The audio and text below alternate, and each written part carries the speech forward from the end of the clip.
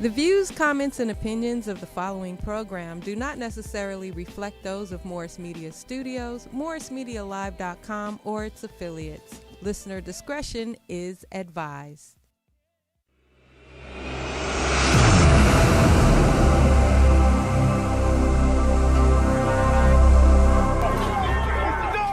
I can't believe this is reality. We accomplished this. And hundreds more protesters below surge forward. Let's go! Seize the arms! It's utter mayhem, and it's about to get worse. The scene is being filmed from countless angles, allowing us to piece together, moment by moment, what comes next. Proud Boy Dominic Pizzola uses a police shield he stole to bash in a window.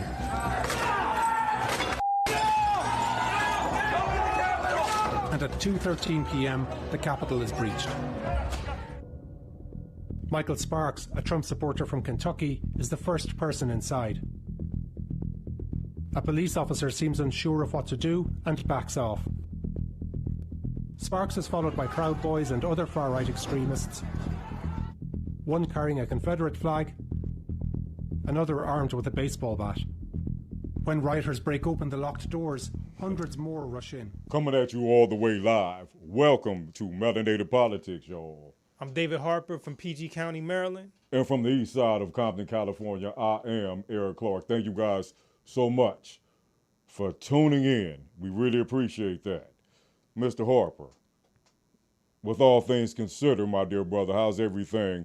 Everything is everything. Everything's good, blessed, fortunate. Woke up this morning, happy for my family, my son. Ready to get into it. And how are you, sir?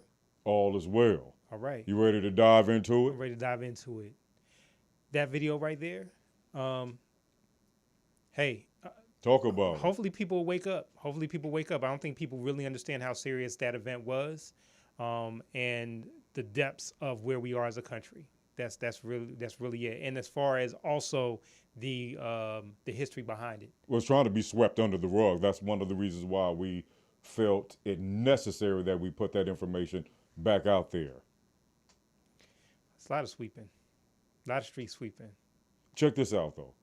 How relevant are so-called black Republicans in America right now? How much black pride do we have in America? Not now, but right now. We will address both of these issues before we shut up. We saw the testimony yesterday, Mr. Harper, of those police officers who protected the Capitol building on January 6th, 2021. What do you think about that? I mean, just briefly, what do you think about that, the video and the fact that these people put their lives on the line and they're sweeping it under the rug, and you have certain news outlets that are attacking the officers for their testimony, et cetera, et cetera? Break it down like an improper fraction. What do you think, brother? Bottom line. Bottom line, it's bottom line. The testimony was yes, was strong. At the same time, it was just a flashpoint for everybody to look at the country. Just look at what's going on, and I think people are numb. I think people just numb. I go back to people don't realize what's going on and what could possibly happen after. To just across the country, as far as the animosity, the anger, the disregard to just respect one another on another level. So yeah, that's what I think. That's what I know. Well, regarding the testimony and regarding just their personal stories, heart-wrenching, detailed, yes, specific, very clear and specific. on point, okay, line by line, bottom lines. What I like about that entire process is the fact that they put up videos of the experiences of these officers who actually testified. And that's one of the reasons why we wanted to avoid, with respect to history, by sweeping this under the rug and go ahead and show the testimony of these officers. So, DJ, with no further ado, please drop that beat regarding the testimony of these officers at the Capitol on January the 6th. I was more afraid to work at the Capitol than my entire deployment to Iraq. To my perpetual confusion, I saw the thin blue line flag, a symbol of support for law enforcement, more than once being carried by the terrorists as they ignored our commands and continued to assault us. I feel like I went to hell and back to protect them and the people in this room. But too many are now telling me that hell doesn't exist, or that hell actually wasn't that bad. The indifference shown to my colleagues is disgraceful. One woman in a pink MAGA shirt yelled, "You hear that, guys? This voted for Joe Biden." One officer told me he had never, and in his entire 40 years of life, been called a to his face, and that streak ended on January 6th. Former President Trump say, quote, "It was a loving crowd. There was a lot of love in the crowd." How does that make you feel? If that was hugs and kisses, then we should all go to his house and do the same thing to him. You know, you talk about the impact of that day, but you guys won. You guys held. You know, democracies are not defined by our bad days. We're defined by how we come back from bad days. It was a war that we fought, and a war is composed of a bunch of different battles. And everybody, even sitting at this table, fought a different battle that day, but it was all for the same war. And as Black officers, I believe we fought a different battle also. Frankly, I guess it is America. It shouldn't be, but I guess that's the way that things are. This is a historic moment, and this is a... If someone shows you who they are, believe them the first time. Rest in power. Maya Angelou. The sad thing about what we just saw is that there's going to be people out there to switch it, flip it, turn it, and disregard it, and make it political in the sense of saying that, of course, because I've heard it this morning, that those police officers have an agenda. It's left wing, it's socialism, whatever it may be. Antifa, Black Lives Matter. Whatever they'll say, but particularly with those police officers, they'll say that they had a political agenda. It's obvious they had a political agenda. The reality is, and this is the reality of where we are right now, is that people do not believe the truth. Okay, I get that, but speak on the emotional reality of the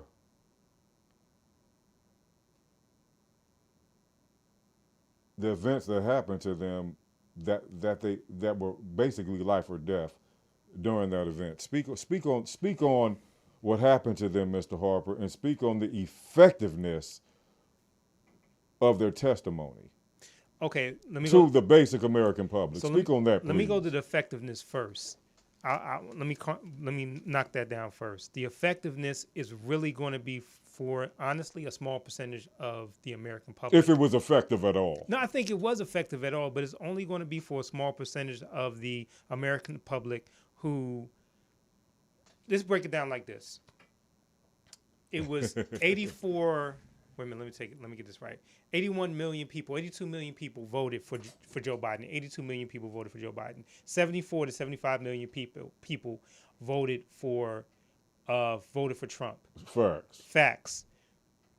What that testimony did was trying to peel off maybe a million and a half people away from that's just that sounds that's the accurate. reality. Go ahead. A million, two if we're lucky. Yes. But 1.5 million people say no, that's too far. So that's what that testimony is for maybe 1.5 million. But believe me, there's going to be at least 73 million, close to 74 million. That's like, I don't care. They're going to see that and continue to keep on whistling Dixie. They're going to keep on whistling Dixie and holding the Confederate flag. They're going to do all those things. And they're going to be comparing what happened over last summer with the Black Lives Matter rallies to what happened. Black Lives Matter never attacked the government. Black Lives Matter never went to any government building talking about hang the governor, hang the deputies, hang the police chief. They never said that. Now, they may say defund the police, but they never they never yelled out openly that they're going to kill or they're going to do things to government officials. So there's no comparison. Well, like we always say around here, bro, we cannot unsee what we have just saw. So talk about that. Talk about the impact of the visual. See, it's one thing to deny something that you cannot see, that you just hear. It's another thing to put that out there with all these different news outlets and the actual video footage put out by different government. Mm-hmm. Different news outlets. Different exactly. Yes. Different government organizations, whether it's FBI or whomever. What I'm hoping the investigation gets to the one of the biggest things. We know that people are going to be who they're going to be. They're going to be who they're going to be, but hopefully they'll uncover that white supremacist groups like the Proud Boys or the National Social Club, which is another white supremacist group, or 3%ers who are part of that. They are white supremacist groups. They are militia groups that do not like other people, do not like melanated people. And that's why this is really important, even for people, very important for people in our community, because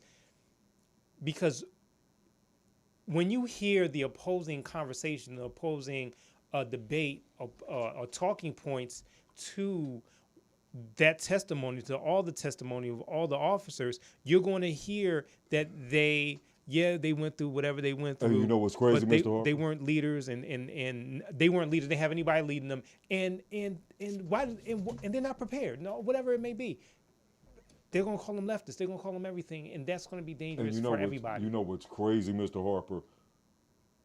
One of the officers that testified was the guy whose video went viral where his head was literally smashed in between the elevator. That's Daniel Hodge. And he had to scream out, help, help, help. That was Daniel Hodge. So they can get him out of the door. Mm-hmm. The first, I don't know if it was cut off or not, but I'm pretty sure a lot of people saw it already. Nevertheless, the first testimony of the Puerto Rican officer who was also an Iraqi war veteran, yes, also testified that he was more fearful on January the 1st, January the 6th. Right. More than his entire tour in Iraq. In Iraq. Yes. One of the guys that we said prior was on his hands and knees. They tried to take his firearm. He said he screamed out, I had kids. I had kids. That was Fanon. That was Fanon. Mm-hmm. And then you had the other guy we just talked about whose head was smashed in. Then you had the brother. Harry Dunn. Who basically said he was called the N-word repeatedly along with other black officers that communicated the same sentiment to him and other investigation officials and committees. Okay, so it's just there's so many questions that pop up in our head. What would happen if these were so-called African Americans or melanated folks who marched on the Capitol? What would have happened? We saw videos where officers were assaulted. We also saw a portion of the videos where officers just said, okay, come right in. We know there was a coordination between Congress members and members of the Senate who basically was on Zoom, YouTube, Parler is one of those. WhatsApp, Instagram, and everything else with these insurrectionists and these rioters and these white supremacists. That's not to be debated. That's 2 times 2 is 4. Daniel Hodge. That's 4 times 5 is 20. Right. That's 1 plus 1 is 2. Well, I'm not done yet, man. That's 3 times 3 is 9, man. Huh?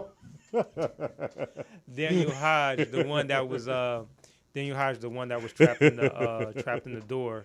Yes. He also, there's 2 things in his testimony that he said. He said, one, He said the terrorists. He kept saying the terrorists. And two, then he said Trump's people. So he tied the two together. Those officers, they're never going to forget what they experienced. And I think for anybody who's served, who's anybody who's worn the uniform, whether in the military or a police uniform, this is one of the moments that you're looking at what's happening, and you're kind of like, what do you do? And I say this because my mom was in law enforcement. I got a cousin in law enforcement. I know you have family members in law enforcement as well. Military. Not law enforcement, military.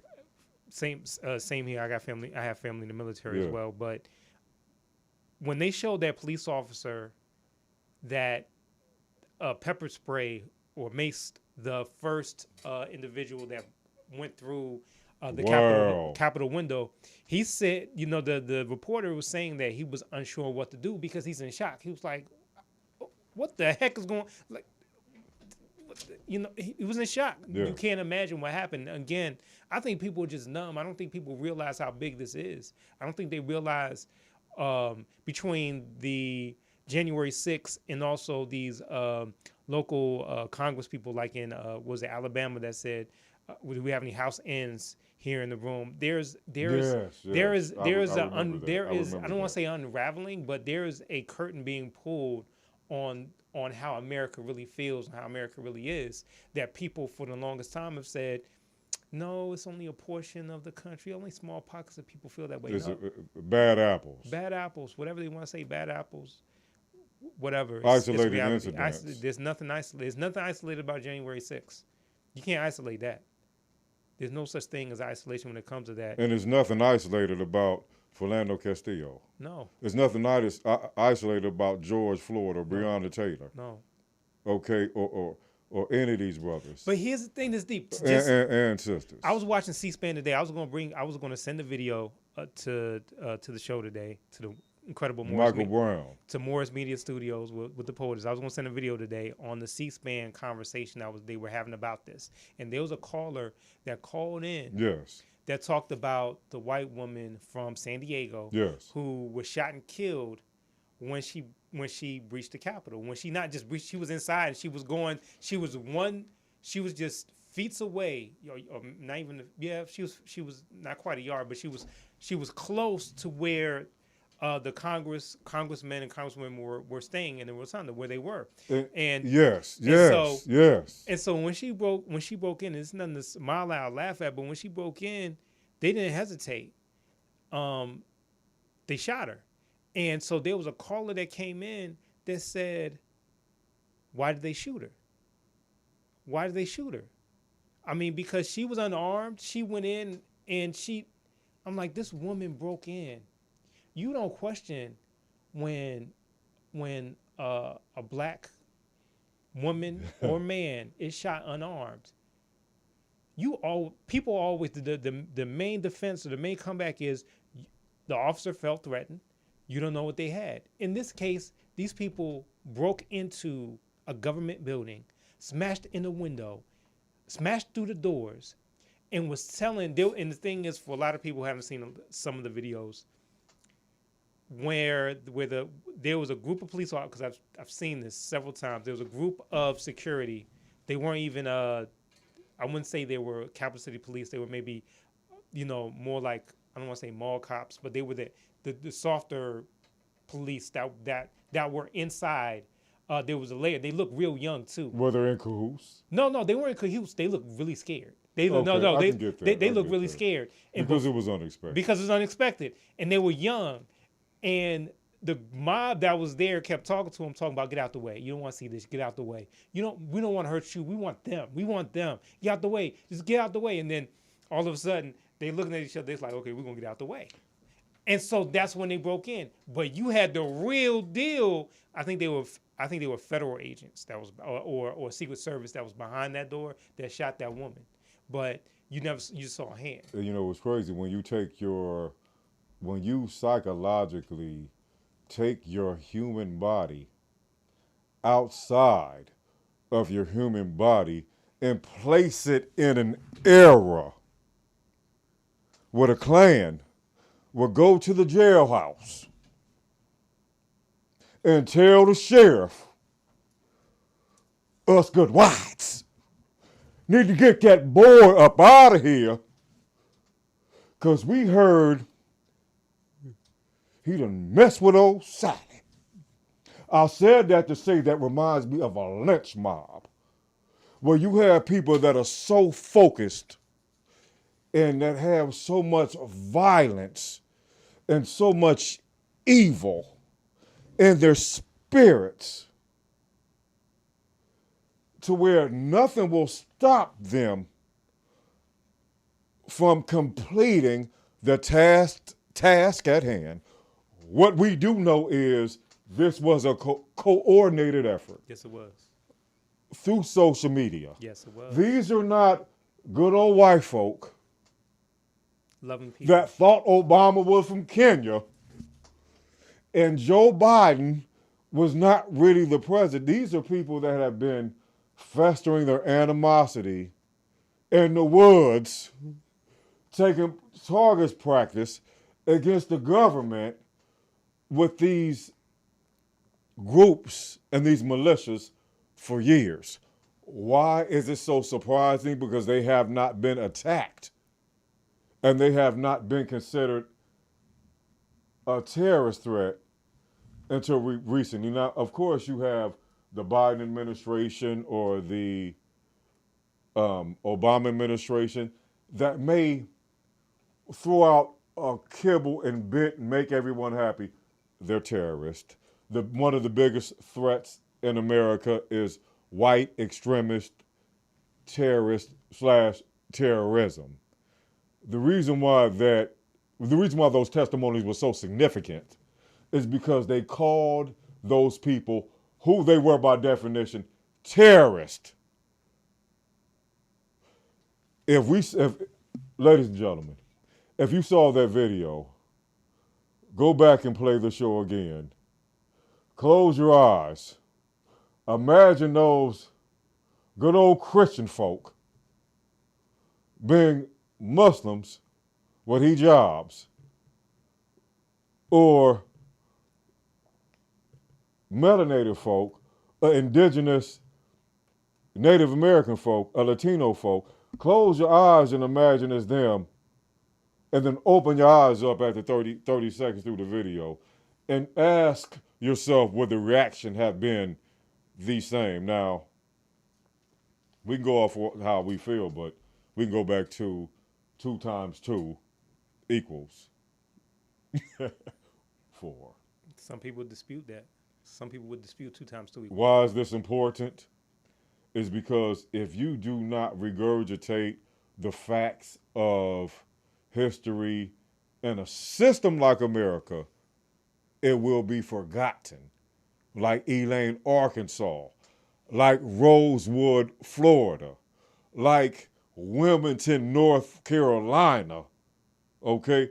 Like Black Wall Street in Tulsa, Oklahoma, okay? So that's why we regurgitate the facts. And January 6th, by any standards, in any country, in any tribe, in any village, in any environment, was not normal. No way in the shape, form was it normal. One of the essence of being in touch with who you are is understanding that none of us will ever do anything that we feel we cannot get away with. Those people thought they can get away with that, and they did. Mm-hmm. What do you think about that?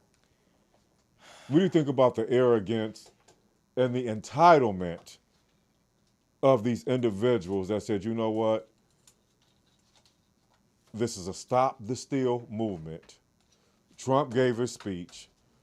A lot of his buddies, homeboys, whomever, were down with his cause. What do you think about just the overall of the entire January 6th situation, the videos, the testimony, everything before we move on? wrap it up for us like a burrito. I think in a nutshell, it's just a reflection of where we are, how America has been that people haven't seen. Yes. You used the right word, entitled. They don't think they did anything wrong because it's their America. It's their America the way they see it, not the America that that should be or what is. And it won't be the last time you're going to see different flare-ups all over, especially if certain elections go a certain way. So that's why you have these voting rights laws and these voter suppression laws and these voter obstruction laws, however you want to put it. And this is my last point on this, and since the Supreme Court has been strengthened and Republicans have control of the Supreme Court and some of the circuit courts, we're going to have more repealing of our rights and our protections. And that's what I have to say about it. Looks like we have a phone call too, by the way. Let's take the call. Thank you for calling in. Talk to us. We'll talk, Barrett. Oh, what's going on, brothers? Hey, what's going on? This is Kevin Haynes.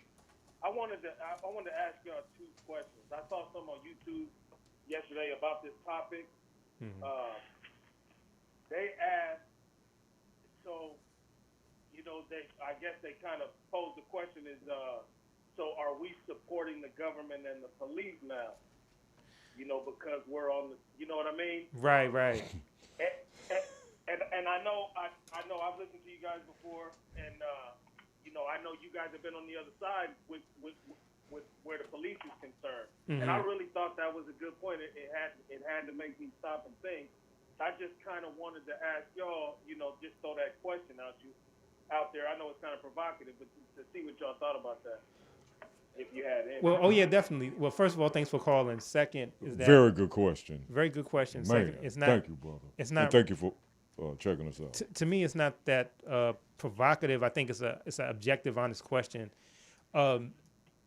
Being against or wanting police reform or wanting the police to act differently towards our community is a different conversation than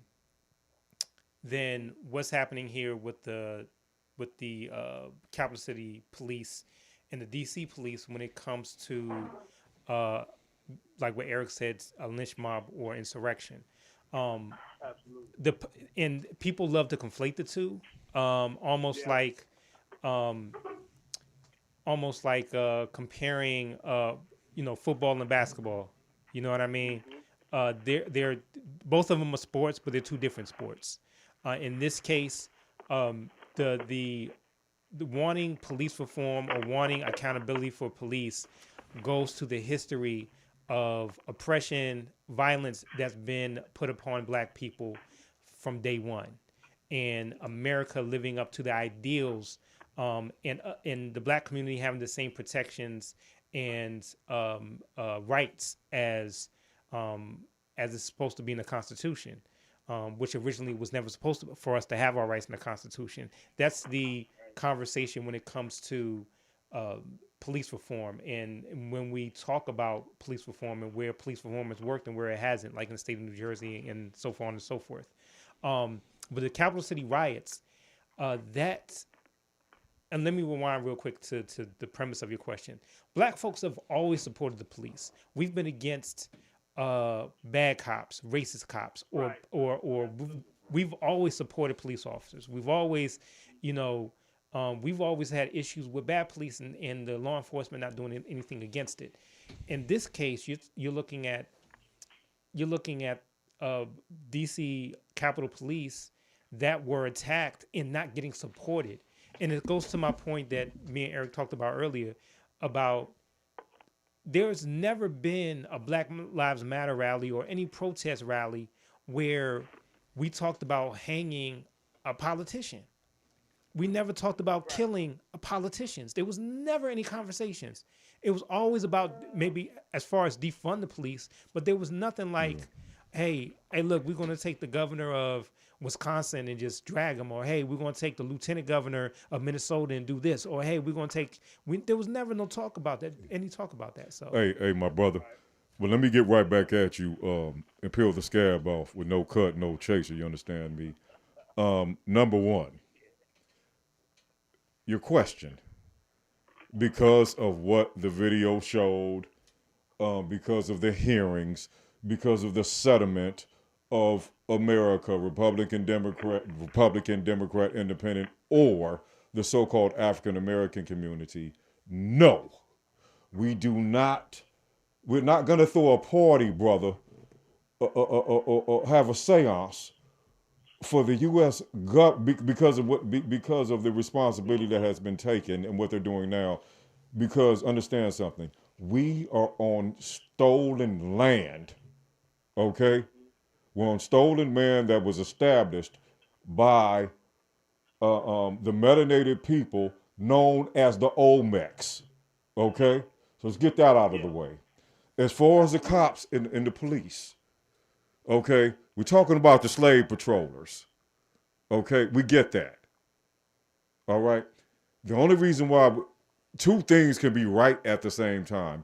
You can acknowledge that the participants, the rioters, the insurrectionists, the Proud Boys, the 3%ers, the Klan, the Confederates, the so-called anti-Semites, whomever. We can say that they are wrong, and we get that. We can separate what happened on January 6th, hold those people accountable, but not throw a parade for the United States government and the cops because we're doing that. Does that make sense? Absolutely. I'm absolutely with you. I got one more question. Please. And I'll frame it like this. I appreciate Mr. Harper how he was framing that we should compartmentalize, these two different ideas to move forward and make progress on both. Mm-hmm. And that's kind of, that's how I'm looking at it is these politicians. I kind of have a problem with the politicians doing these hearings because the DOJ seems to me, in my opinion, is doing a good job. They're arresting people. People are going to court. They're getting sentenced. Whether we agree with the punishment that they're getting or not, business is being handled. And so, I'm kind of wondering, what is the need for Congress really to step in and do this? My opinion is this is politics over policy. We need the George Floyd Police Reform Act. We need an infrastructure bill. We need, health care to be ratified and business to be taken care of. And I kind of see this as instead of is them, using this to distract from the policy that they need to take on and pass and do the politics of this stuff that's more exciting on TV because you can keep showing the video and that, am I kind of off with that? No, you're not. Actually, you are 100% on point because what I hear from you, my brother, is there is a distraction. A lot of this stuff is initiated with the intent of promoting a distraction from the policies that they are pushing that won't work for America, how America is moving forward.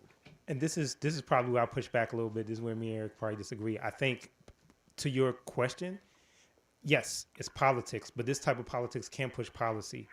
And this is where politics is very nasty and where tactics, there's a method to kind of the madness in some cases. And this is one of the cases where it's like, okay, this makes sense. Right now, Republicans never want to get a part of this because it makes them accountable. It makes Donald Trump accountable. Any Republican that puts themselves in the line of fire of Donald Trump, their political career, depending on where they live and in the region, will be over. So basically, they had a commission doing 9/11. They had to do it to uncover. The main reason why the Democrats were pushing this and wanted to try to make it bipartisan, and the reason why Republicans said no, because if you look at the video, I'll be real quick.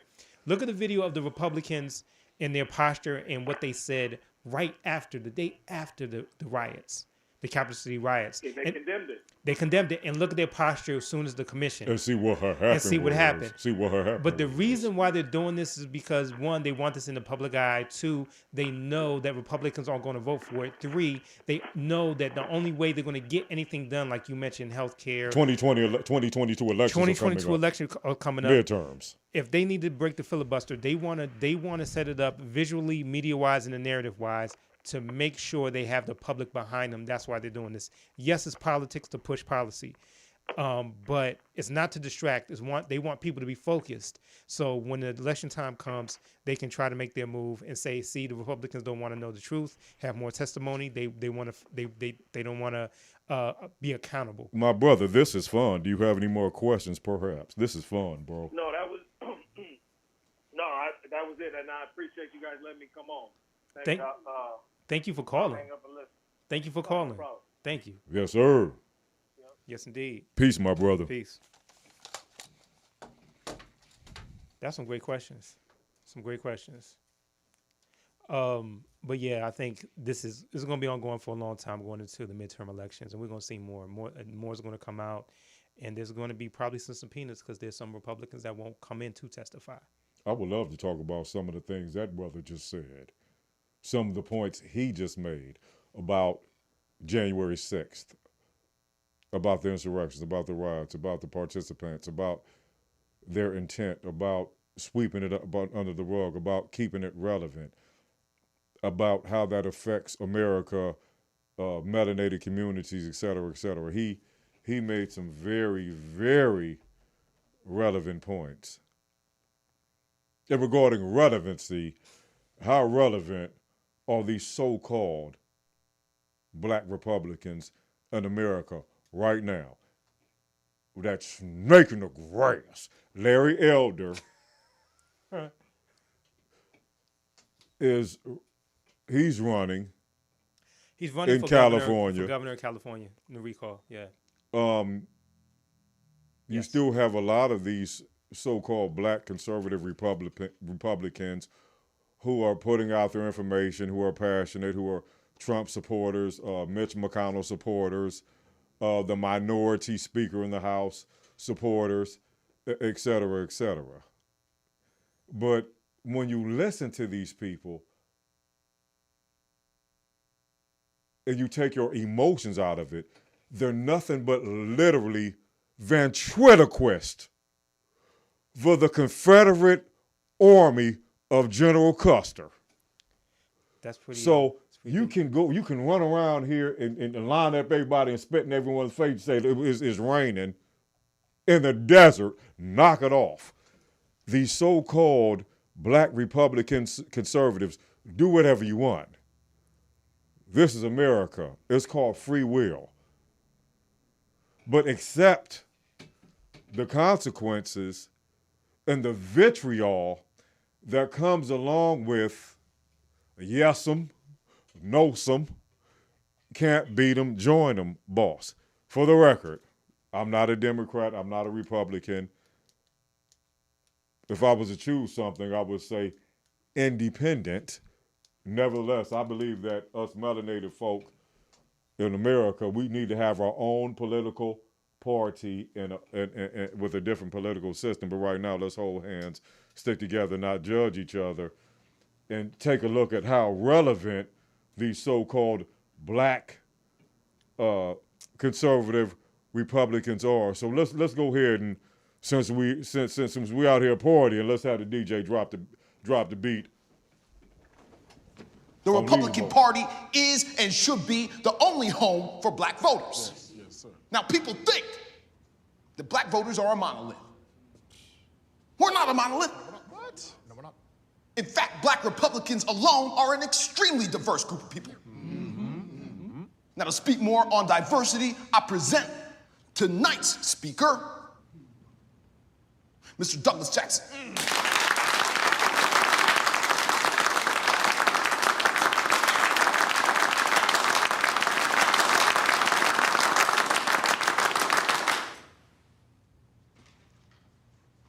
Now, I'm not going to sugarcoat it. I'm pissed. I am royally pissed.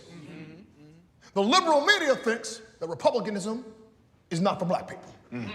Now you tell me, what about fiscal responsibility, a strong national defense, and limited government is unappealing to black people? We're not a monolith. We come in all different shapes and sizes. Yes, you do. Now, who here would like to come up to this podium and speak about the diversity amongst black Republicans? Gentlemen, we have a real treat today. A gentleman who is a little bit eccentric, a little bit outside of the box, if you will. But I can't think of a better person to speak on diversity amongst black Republicans than this gentleman right here, all the way from Orlando, my good friend, Arthur Washington, ladies and gentlemen.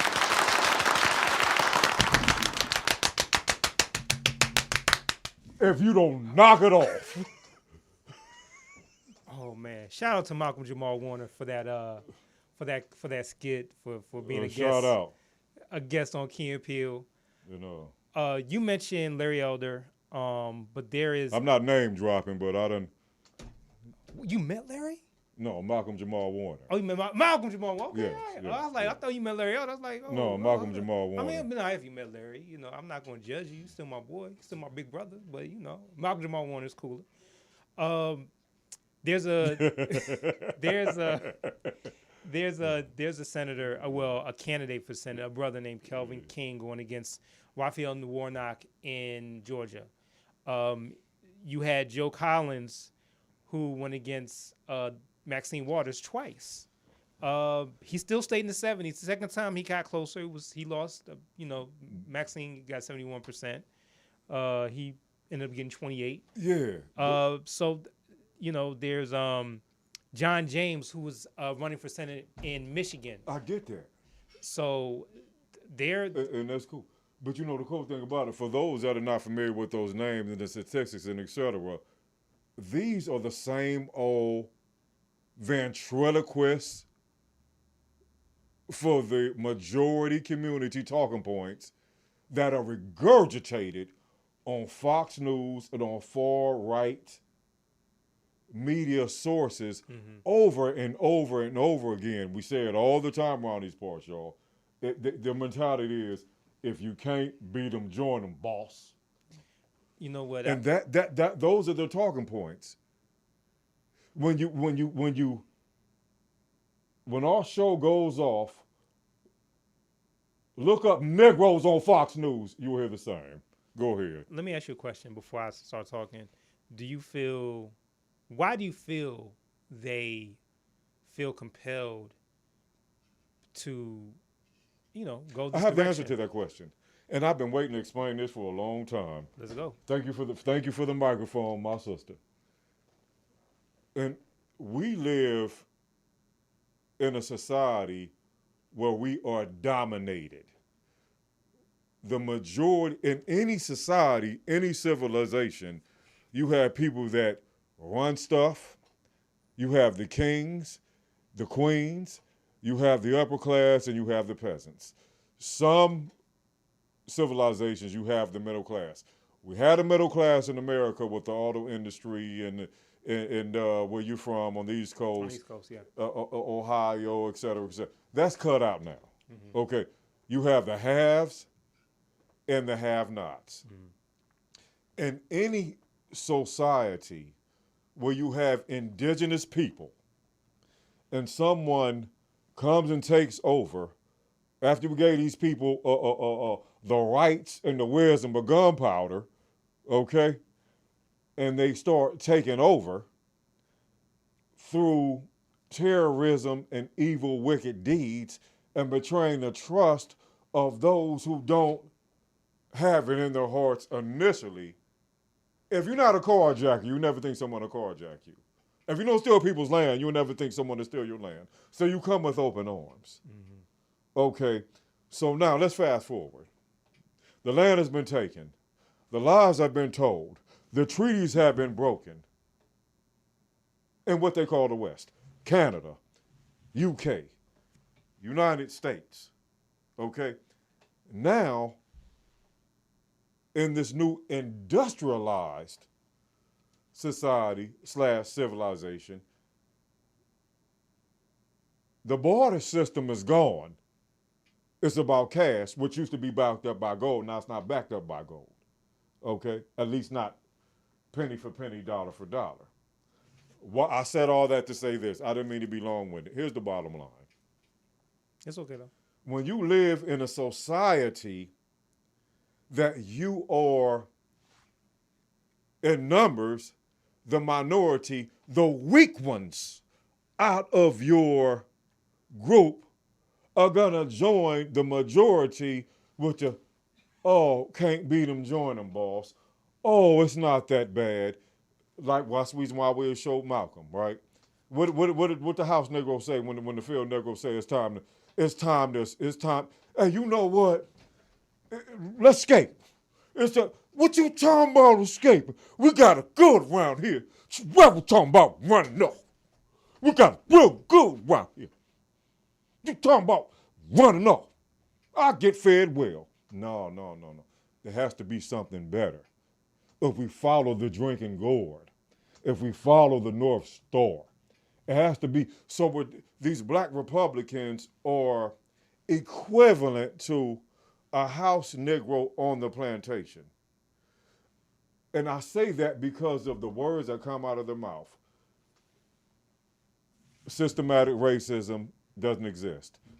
One of the only black senators, which is Tim Scott. Tim Scott. America's not racist. Okay? Well, I can't tell if you get caught with some crack or some powder. I can't tell if the cops do a U-turn on you, if you look like me and you, and if you like, you know what I mean, Chad or Biff, they're going to keep it going if you have a surfboard on top of your car. Knock it off. There's actually okay. So these snake in the grass, conservative Republicans, they are the example of the creation of what Willie Lynch exacerbated and exemplified through the other slave owners, which were known then as the 13 colonies in the Caribbean and different seasoning spots around. But I know that was a long-winded response. You answered the question. To when you live in a society to where 65% of the population are Caucasian white folk, 13% are so-called African American. You have weak people in every group, every society. Nat Turner, Toussaint Louverture, Denmark Vesey, Gabriel Prosser, Toussaint Louverture in Haiti. We never needed a lot of people because it's not how many you know, it's who you know. Hey, enough said. Yes, sir. Enough said. Spineless jellyfish, black Republicans. I'm not a Republican. I'm not a Democrat. If I was to be associated with a political party, I would be an independent. But I will go to my grave saying that we need our own political party because politics is war without bloodshed. I'll say it again. Politics is defined as war without bloodshed. And one thing I just want to make a statement about is that being black and conservative doesn't mean you have to disregard your people or just, like you say, you can't beat them, join them. Because there's so many black people who are conservative but don't subscribe to just being the soulless when it comes to the black community. And well, should we let these people speak for themselves?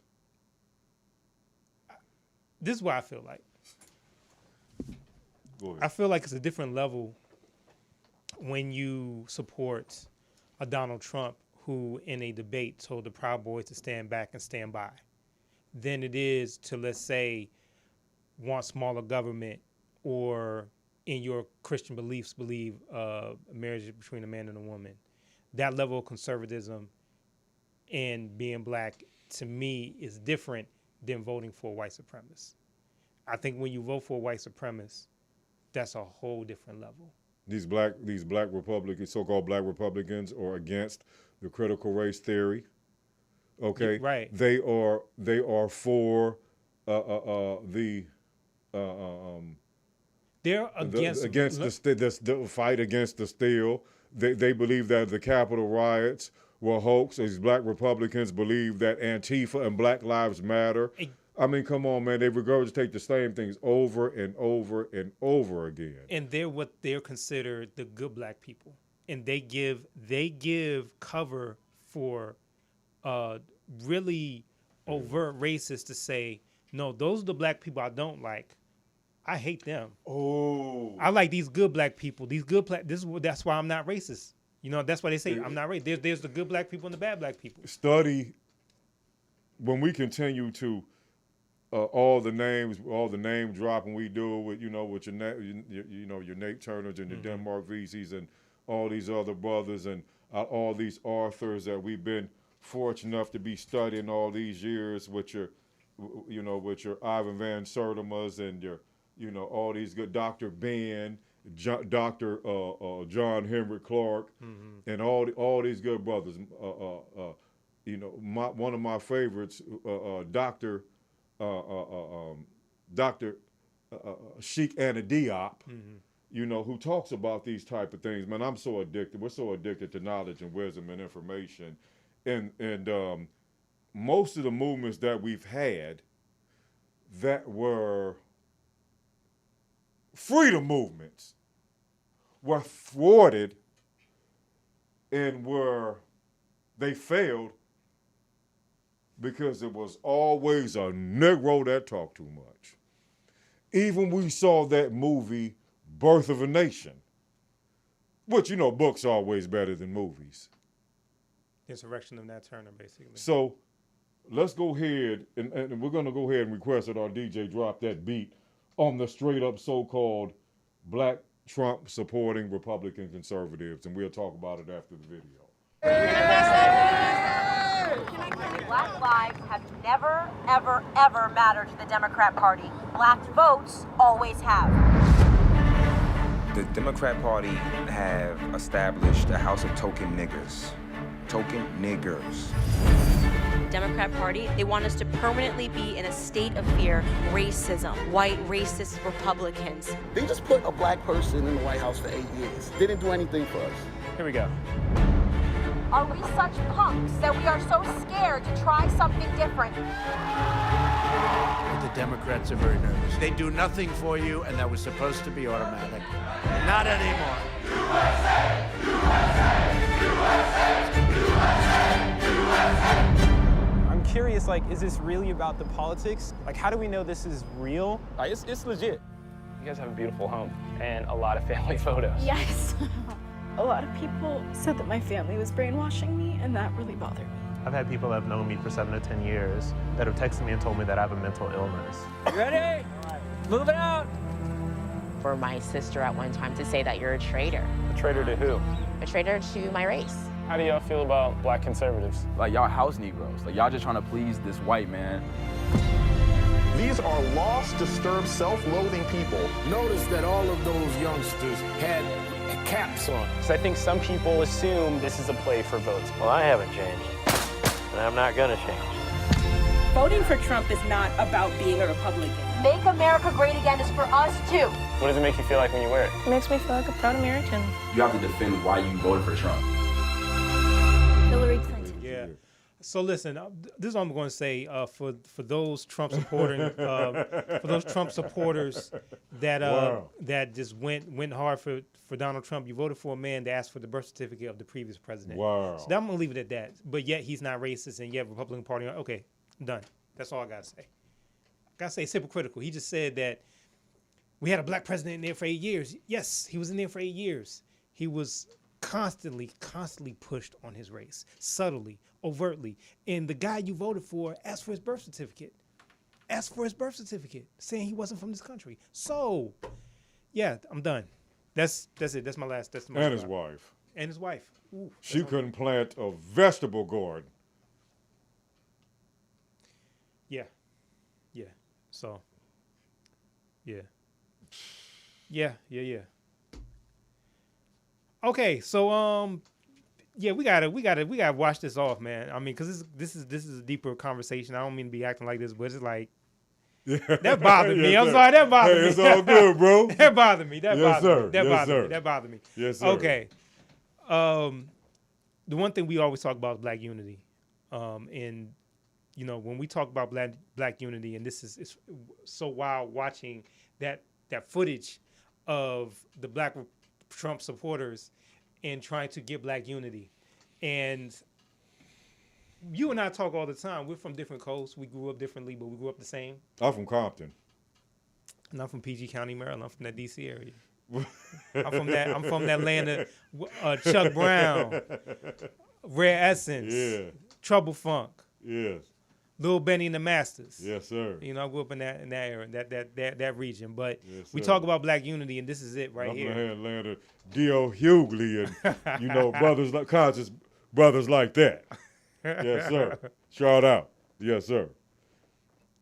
But, you know, this, I think our show where we try to practice is the unity between us, the unity we have here for everybody who walks through Morris Media Studios, the poetess, the sister who brought us together, Machina, just all of it, just the type of where we are right now. More unity needs to be expressed. It needs to happen, and our unity is not always perfect. It rarely is perfect, but it's necessary, and yeah, so yeah, that's why I want to leave this on.